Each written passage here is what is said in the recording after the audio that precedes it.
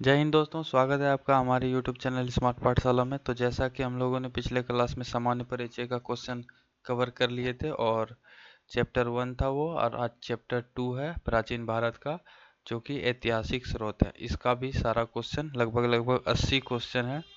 तो इसको हम लोग धीरे धीरे ख़त्म करते हैं। अगर इस चैनल पर नए हैं तो सब्सक्राइब कर लीजिए और पढ़ते रहिए।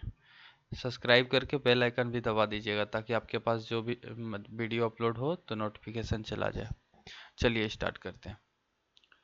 तो क्वेश्चन देखते हैं क्या है। क्वेश्चन है, बीते हुए युगों की। 1 मिनट रुक जाइए, हम पेन ले लेते हैं, पेन सेलेक्ट कर लेते हैं और होम टैब में आए और पेन स्लाइड रिव्यू में जाके पेन इंकिंग कर दिए। चलिए तो पढ़ते हैं। बीते हुए युगों की घटनाओं के संबंध में जानकारी देने वाले स्रोतों को कहा जाता है, क्या कहा जाता है? ऐतिहासिक स्रोत। थोड़ा सा बढ़ा ले लेते हैं, पेन टूल जो है ना, थोड़ा वर्थ इसका बढ़ा लेते हैं। चलिए, ऐतिहासिक स्रोत। दूसरा क्वेश्चन देखते हैं। दूसरा है, निम्नलिखित में से कौन सा कथन सही है? साहित्यिक स्रोत की तुलना में पुरातात्विक स्रोत अधिक प्रमाणित होते हैं। ऑप्शन ए ही सही है। चलिए आगे बढ़ते, तीसरा नंबर देखते हैं। किस वेद में प्राचीन वेद युग की संस्कृति के बारे में सूचना दी गई है? तो ये ऋग्वेद में। चलिए, निम्नलिखित में से कौन सा कथन श्रुति ग्रंथ का अंग नहीं माना जाता है? कौन सा वेद है जिसको श्रुति, तो पुराण है। Option D. चलिए आगे देखते हैं। 5 नंबर, निम्नलिखित में से कौन सा ग्रंथ यह दावा करता है जो उस ग्रंथ में है वह विश्व में, और जो उस ग्रंथ में नहीं वह विश्व में अलभ्य है? ये कौन सा ग्रंथ दावा करता है? तो ये महाभारत। देखिए, थोड़ा सा इसमें क्वेश्चन में इस तरह का ही प्रिंट था, तो इसके वजह से थोड़ा सा प्रिंट में दिक्कत है। और ये भी 30-32 क्वेश्चन तक हल्का फुल्का मतलब इस तरह का है। बाकी उसके बाद फिर बढ़िया क्वेश्चन, फिर अच्छे से है प्रिंट। तो चलिए स्टार्ट करते हैं। 6 नंबर, त्रिपिटक ग्रंथ धर्म ग्रंथ है। त्रिपिटक किसका? बौद्धों का। ठीक है, त्रिपिटक, विनय पिटक, सुट पिटक सब बौद्ध धर्म का। जातक किसका ग्रंथ है? जातक जो है जैन धर्म का है। जातक भी बौद्ध धर्म का ही है, सॉरी जैन धर्म बोल दिए। मिलिंदपन्हो के प्रश्न, राजा मिलिंद और किस बौद्ध भिक्षु के मध्य संवाद के रूप में है? नागसेन। मिलिंदपन्हो नागसेन। चलिए 9 नंबर क्वेश्चन में देखते हैं। निम्नलिखित में से किसकी तुलना मैकियावेली के प्रिंस से की जाती है? किसकी तुलना है जो मैकियावेली के प्रिंस से की जाती है? कौटिल्य का अर्थशास्त्र। कौटिल्य का अर्थशास्त्र। 10 नंबर क्वेश्चन देखते हैं। कौटिल्य के अर्थशास्त्र में किस पहलू पर प्रकाश डाला गया है? राजनीतिक, आर्थिक, धार्मिक, सामाजिक। तो राजनीतिक। चलिए 11, कलहन की पुस्तक का नाम राजतरंगिणी है। Option D. अष्टाध्यायी किसके द्वारा लिखी गई? अष्टाध्यायी किसके द्वारा लिखी गई है? पाणिनि की पुस्तक है अष्टाध्यायी। चलिए, महाभाष्य के रचनाकार का नाम क्या है? महाभाष्य। क्वेश्चन थोड़ा सा देखने दीजिए तो, 1 मिनट। क्या है महाभाष्य के रचनाकार का नाम? ठीक है, तो बताइए जल्दी। महाभाष्य के रचनाकार है पतंजलि। ठीक है, चलिए 14 नंबर, कालिदास द्वारा रचित मालविकामित्र नाटक का नायक था। इसमें 2 ही ऑप्शन है, और कहाँ चला गया? चलिए रुकिए, देखने दीजिए इस क्वेश्चन को। 14 नंबर है ना, तो पुष्यमित्र शुंग है, गौतमीपुत्र सातकर्णी, अग्निमित्र और चंद्रगुप्त द्वितीय। यहाँ लिख देते हैं क्वेश्चन सी, अग्निमित्र। अग्निमित्र और ऑप्शन डी में है, ऑप्शन डी में क्या है? चंद्रगुप्त द्वितीय, चंद्रगुप्त सेकेंड। तो चलिए इसका देख लेते हैं, इसका क्या है आंसर, बताइए आप लोग। इसका आंसर है अग्निमित्र, ऑप्शन सी। चलिए आगे बढ़ते हैं। हर्षचरित किसके द्वारा लिखी गई थी? हर्षचरित जो है वो किसके द्वारा लिखी गई थी? ये बाणभट्ट की पुस्तक है हर्षचरित। विक्रमा विक्रमाचरित के रचनाकार का नाम बताइए। विक्रमाचरित के रचनाकार का नाम क्या है? बिल्हन है, बिल्हन। चलिए आगे बढ़ते हैं। चंद्रवरदाई द्वारा रचित ग्रंथ का नाम? Prithviraj Raso, option A. चंद्रवरदाई पृथ्वीराज रासो, ठीक है। चलिए, निम्नलिखित में से कौन सिकंदर के साथ भारत आने वाला इतिहासकार नहीं था? पूछ रहा है नहीं था, क्वेश्चन देख लीजिएगा। तो हेरोडोटस थे, बाकी तो मियार्कस, एनसीआरटिस, एस्ट्रियोविलियस, इस अच्छा से प्रिंट जो नहीं हुआ है ना। निम्नलिखित में से किस विदेशी यात्री ने भारत का दौरा सबसे पहले किया था? कि कौन सा विदेशी यात्री थे जो भारत का दौरा सबसे पहले किया था? तो वो मेगास्थनीज थे, ठीक है। चलिए, मेगास्थनीज की पुस्तक का नाम बताइए। मेगास्थनीज की पुस्तक का नाम? Indica, option D. ज्योग्राफिका किसकी रचना रचना ज्योग्राफिका की रचना किसने की? ज्योग्राफिका प्लिनी की पुस्तक है, ऑप्शन डी पे। ज्योग्राफिका स्ट्रेबो की है, सॉरी सॉरी सॉरी सॉरी,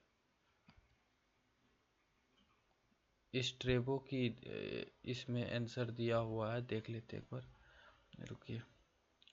ये जो है ना, ये दिखा रहा है कि ज्योग्राफिका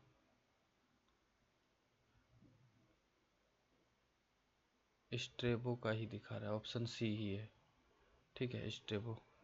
ये गलत। चलिए, प्लिनी की पुस्तक का नाम क्या है? प्लिनी की पुस्तक का नाम बताइए। नेचुरल हिस्टोरी का, ठीक है। आगे बढ़ते हैं। पेरिप्लस ऑफ द एरिथियंस की किसकी रचना? ये अज्ञात की थी, ठीक है, अज्ञात यूनानी लेखक।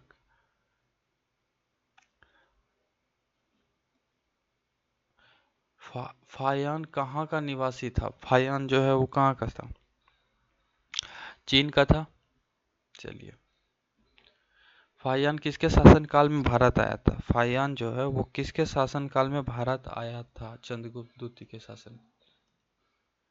हर्षवर्धन के समय कौन सा चीनी यात्री भारत आया था? हर्षवर्धन के समय कौन सा चीनी यात्री है जो भारत आया था? हैंसोंग थे। 9वीं सदी में भारत आए अरबी यात्री सुलेमान ने किस साम्राज्य को रुहमा कहकर संबोधित किया? पाल साम्राज्य, रुहमा कहकर संबोधित किया, पाल साम्राज्य ने किया था, ठीक है। चलिए, अल बरूनी किसके शासनकाल अल बेरूनी किसके शासनकाल में इतिहासकार था? बताइए। महमूद गजनबी के शासनकाल में। चलिए, यात्री इब्न बतूता कहाँ से आया था? इब्न बतूता जो है वो बताना है कहाँ से। मोरक्को का था इब्न बतूता, मोरक्को। दक्षिण अफ्रीका यात्री इब्न बतूता किसके शासनकाल में भारत आया था? तो ये आया था मोहम्मद बिन तुगलक के शासनकाल में। चलिए, फारस के सुल्तान मिर्जा शाहरुख के राजदूत अब्दुल रज्जाक 1443 से 44 ईस्वी में होना चाहिए किस विजयनगर सम्राट के शासनकाल में विजयनगर की यात्रा की? फारस के सुल्तान मिर्जा शाहरुख के राजदूत अब्दुल रज्जाक ने किस विजयनगर सम्राट के शासनकाल में विजयनगर की यात्रा की? तो ये कौन थे? देवराय द्वितीय। चलिए, भारतीय पुरातात्विक सर्वेक्षण की स्थापना कब हुई थी? Archaeological survey of India. ये कब हुई स्थापना पूछ रहा है ना। स्थापना कब हुआ था? 1861 में। चलिए आगे बढ़ते हैं। भारतीय पुरातात्विक का जनक, the father of Indian archaeology किसे कहा जाता है? अलेक्जेंडर कनिंघम को। ठीक है, चलिए आगे बढ़ते हैं।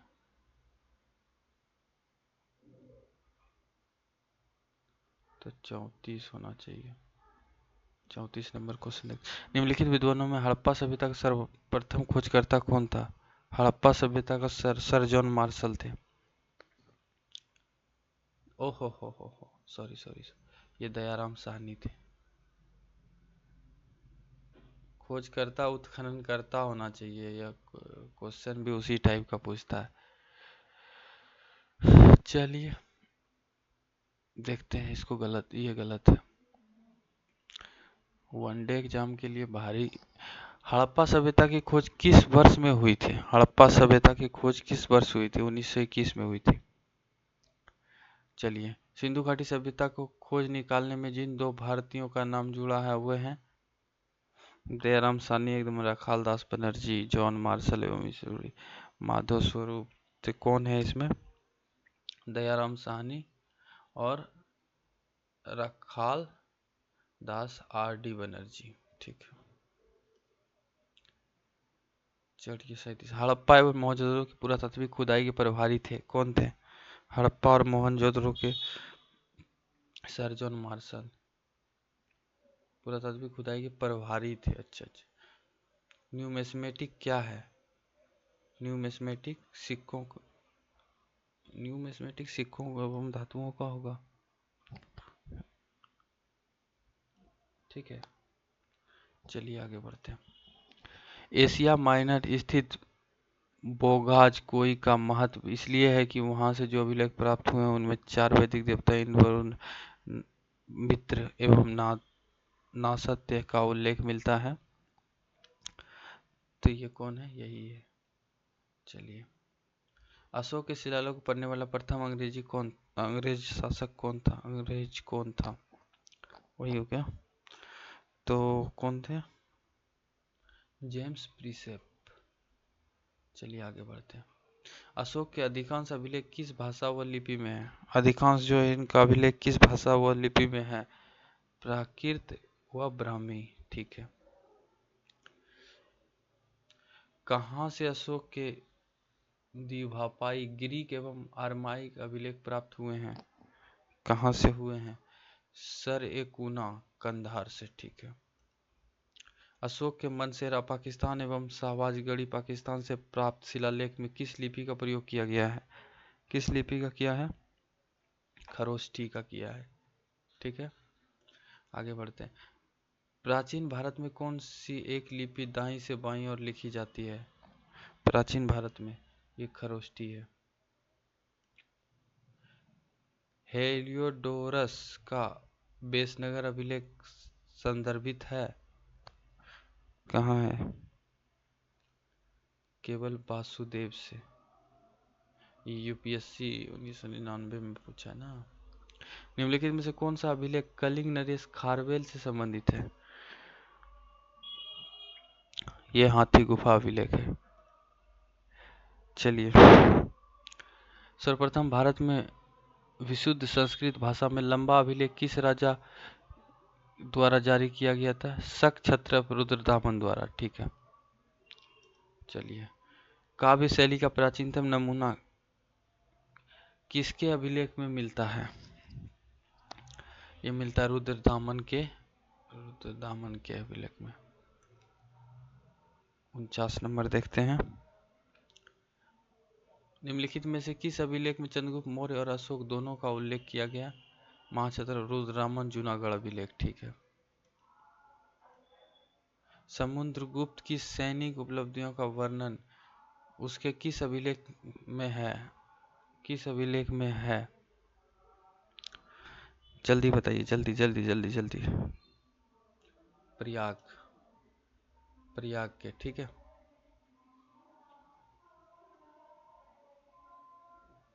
प्रयाग के। चलिए आगे बढ़ते हैं।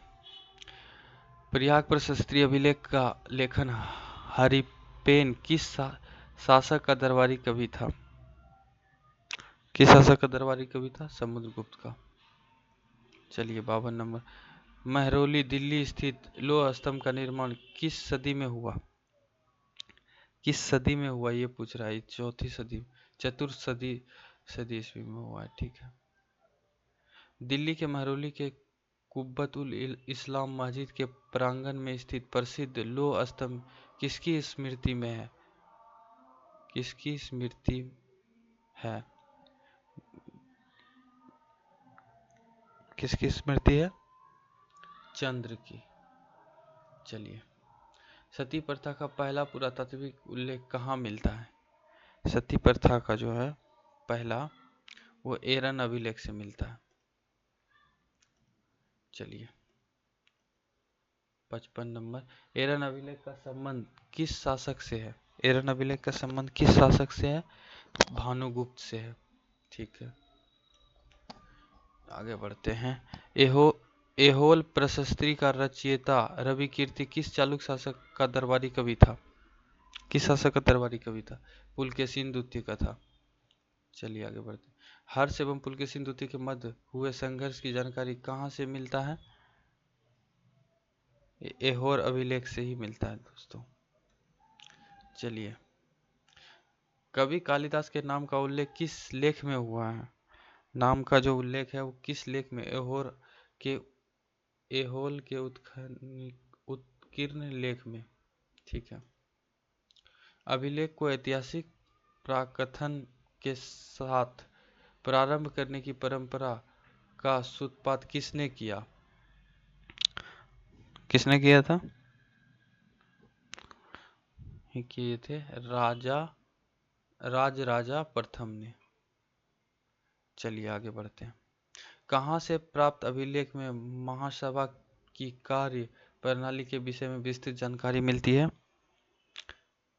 उत्तर मेरू। ठीक है। चलिए, भारत में सिक्कों का प्रचलन कब आरंभ हुआ? सिक्कों का प्रचलन जो आरंभ हुआ वो कब हुआ? हर्षवर्धन के शासन काल में। और क्या है, 600 ईसा पूर्व में। ठीक है। चलिए, भारत में प्राचीनतम मुद्रा मानी जाती है? प्राचीनतम मुद्रा तो आहत सिक्के होंगे। भारत में सर्वप्रथम स्वर्ण मुद्राएं किसने चलाई? ये तो गुप्त शासक ने चलाए थे ना, 63 का। नहीं, इंडो बैक्ट्रियन चलाए थे। Indo Bactrian, option B. चलिए आगे बढ़ते हैं। निम्नलिखित में से किसने सोने के सर्वाधिक शुद्ध सिक्के जारी किए? सोना का शुद्ध सिक्का किसने जारी किया था? कुषाण किए थे। सातवाहनों के समय में मुद्रा सर्वाधिक किस धातु के बने होते थे? सातवाहन के समय सीसा का बना होता था।